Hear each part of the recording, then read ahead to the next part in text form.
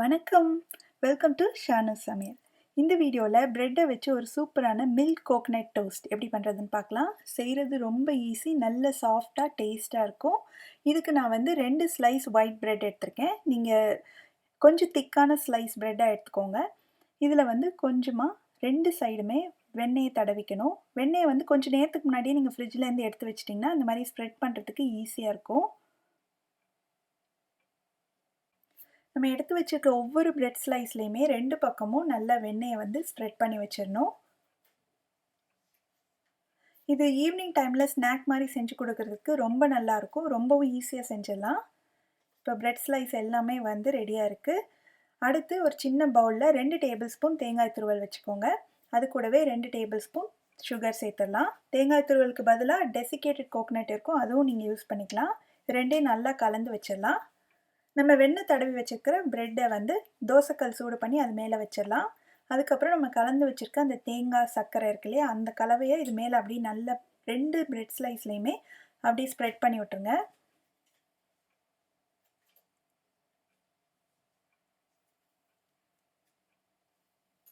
இது மேலே காய்ச்சி ஆற வச்ச பால் 1 டேபிள் ஸ்பூன் போல் 2 ப்ரெட்டு மேலேயுமே அப்படியே பரவலாக அப்படியே ஊற்றிடணும்.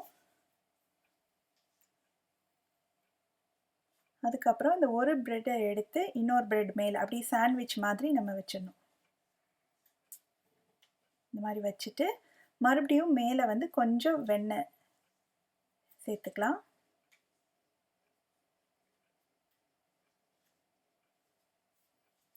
அதுக்கப்புறம் பால். இந்த மாதிரி நம்ம பாலும் வெண்ணெயும் கலந்து கலந்து சேர்க்க சேர்க்க அந்த ப்ரெட் வந்து நல்ல சாஃப்டாக உள்ள நல்ல ஜூஸியாக வரும். இப்போ அந்த பக்கம் திருப்பி போட்டுடலாம். இந்த சைடும் அதே மாதிரியே நம்ம வந்து ஃபஸ்ட்டு கொஞ்சம் வெண்ணெய் தடவிட்டு அதுக்கு மேலே வந்து பால் சேர்க்கணும். சைட்லேயும் வந்து நல்லா பட்டரை வந்து ஸ்ப்ரெட் பண்ணி விட்டுருங்க.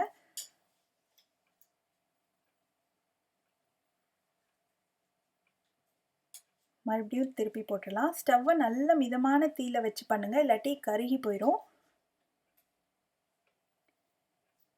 இப்போ ஃபைனலாக எடுக்கிறதுக்கு முன்னாடி கொஞ்சமாக பால் சேர்த்துக்கலாம்.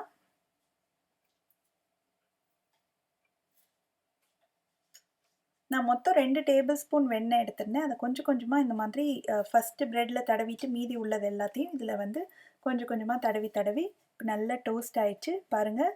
அவ்வளோ சாஃப்டாக இருக்குது. இதை வந்து இப்படி பாதியாக 2ஆக கட் பண்ணி சர்வ் பண்ணலாம், இல்லை 4ஆக வேணும்னாலும் நீங்கள் கட் பண்ணிக்கலாம். நம்ம உள்ளே சேர்த்துருக்க அந்த சர்க்கரை தேங்காய் எல்லாம் நல்லா அப்படி இலகி நல்ல ஜூஸியாக சூப்பராக இருக்கும்.